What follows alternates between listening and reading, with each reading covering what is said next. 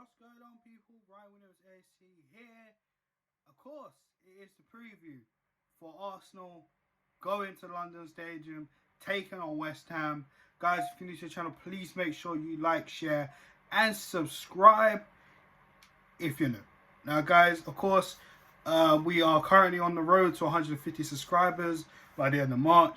If you're a first-time viewer, of course, like I just said, please subscribe, share the content, and let me know your thoughts on this video in the comment section. Along with the question, I'll always leave a pinned question.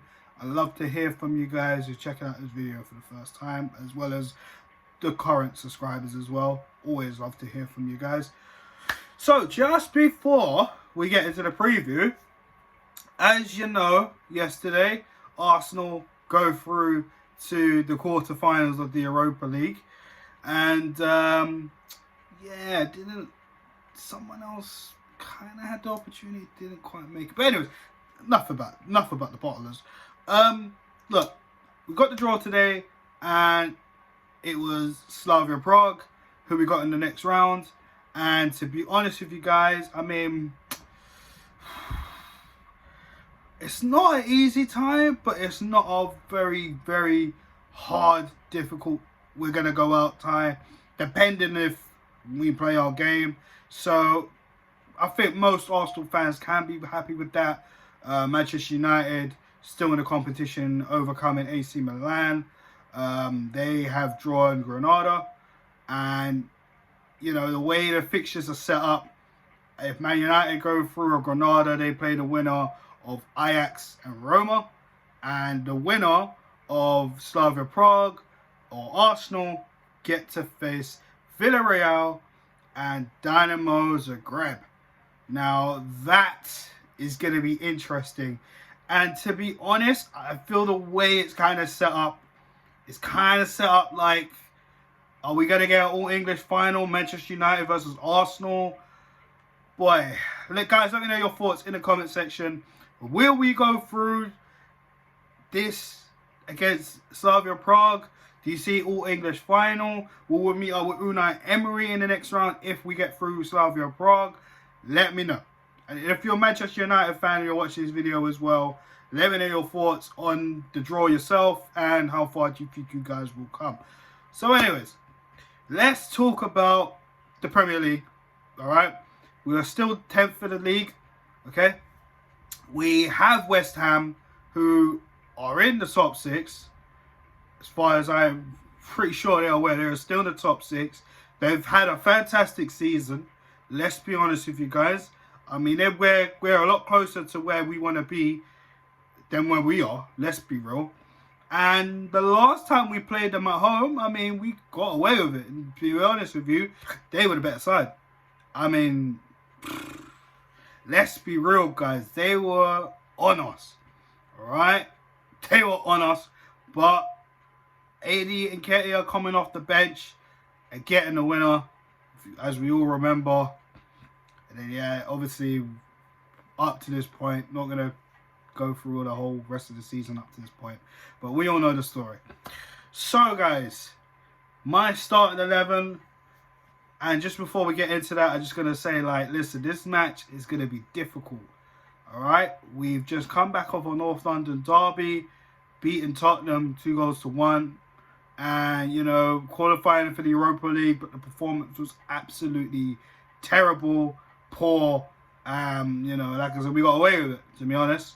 You know, so this game where, you know, like I said to you before, we need to start picking up points and momentum. The games are going to get tough and tough and tough. But of course, this is the last game until the international break. So listen, we need to get the 3 points. All right. So simple as that. It's going to be difficult. West Ham got some good players in there. The signings of Thomas Souček has definitely benefited West Ham. You see the likes of Jesse Lingard, who was on loan from Manchester United, definitely making an impact. Got guys like Soufal, you name it, man. Players in there, Declan Rice, Antonio's looking good. I mean, this team is looking very, very good. All right, so there's no taking it easy. We gotta be cutthroat if we want to get the 3 points. All right, and you know, the last time we was at their ground, we were able to beat them 3-1. Pepe got his first goal in the Premier League from outside play. I remember Gabriel Martinelli got his goal also, and it was actually the first win under Freddie Ljungberg, if I'm not mistaken, just before Arteta actually took over. I'm pretty sure we had another game. I think it was the Everton game was Ljungberg's last match just before West Ham. Obviously, yeah. So, yeah, you know, and this is my starting lineup, and I want you guys to let me know your thoughts. Now, as it currently stands, of course, Leno, I'm going to keep him in goal. I know a lot of people might think we should put Matt Ryan in goal, and he hasn't done a foot wrong, to be honest, and he hasn't really done well. But at the same time, you know, it's nothing against Ryan. I just feel we need to put our strongest team out there. And I've had my gripes with Leno this season, but I think, you know, Leno should just carry on with what he's doing. If it's not broken, don't fix it. Right back, Cedric for me. There's no questions asked. Yeah, I just think Cedric should be the right back. I think he's been decent since he's come in. A better right back than Bellerin defensively and going forward. He does contribute a lot whilst certain people are on. So we're going to continue with that. Also on the left, I'm going to continue with Kieran Tierney. I mean, you know, Kieran Tierney out of his team is very, very difficult. He is definitely the back, in my opinion, he's definitely one of, or not the strongest character in that back line, if you ask me, in terms of leadership skills, in terms of having a fight, desire and passion. We know with Kieran Tierney, and especially the way we play as well, he is very, very, very important to our game. The centre-backs, well, to be honest, I mean, I didn't get it in the Europa League game, but I think we should get it this time. I think Mari and Gabriel. Personally, I think Luiz. I mean, Luiz does justify his place in staying in, but I feel, you know, maybe we should just rest him. To be honest, and I think, you know, I want to see a little bit more of Pablo Mari, to be honest with you. I'd like to see the combination of Pablo Mari and Gabriel, because to me, that looks like a future centre-back partnership. I know both are left-footed, and Arteta's talked about left-footed players, this, that, and the third. But hell, we've won a league title. We've won a few league titles with both of our centre-backs with the same dominant foot. So, I mean, to be honest with you, it doesn't really bother me. As long as they can defend and read the game and tackle well, then yeah, 100%. Just in front, well, listen, we know Granit Xhaka's not going to come off. He's played 16 consecutive games full of 90 minutes. And to be honest, he's pretty much the Iron Man in that midfield. As much as a lot of us have our gripes with Granit Xhaka, you know, I mean, he ain't going to get dropped, is he? But for me, he's probably going to be there. So I'm going to pick Granit Xhaka there anyways. Alongside him, Thomas Partey, and I want Partey to get some minutes, of course. I feel that Partey has been a little bit leggy as late. I mean, obviously, he's still trying to get himself fully fit. As you saw, you know, he did come on in the Olympiacos game after, 55 minutes? You know, so he's getting his game time, he's getting his fitness. And, you know, that's important. And, of course, I think we'll see the best of Thomas Partey more than likely next season. But for the rest of the season, I feel we've got to play our strongest team. And that includes the likes of Thomas Partey. Now, the three in front, I'm going to pick Bukayo Saka. I'm going to put him back on that right-hand side. I feel, you know, we need to give Saka a go. He's been one of our best players this season. You know, the last few games, he hasn't looked great. Since we dropped him for that Leicester game, you know, because he needed a rest, because we've pretty much been dependent on him throughout the season, or even a little back end of last season also.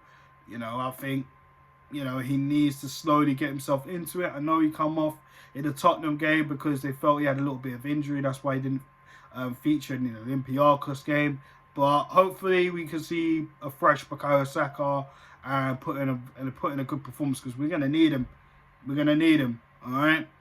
In the middle, in the number 10 slot, I mean, it's going to be difficult because it's always a toss in turn between Odegaard and Emile Smith-Rowe. But you know what? I'm going to pick Emile Smith-Rowe for this one. I feel Emile Smith-Rowe brings a lot to the game. And I'm not saying Odegaard doesn't. Of course he does. But I feel with Smith-Rowe and Odegaard, you can kind of rotate over the two. And especially who I'm going to pick on the left-hand side anyways. But yeah, for me, I'm going to pick Emile Smith-Rowe. You know, definitely. And if we're in trouble, Odegaard's there in the wings, you know.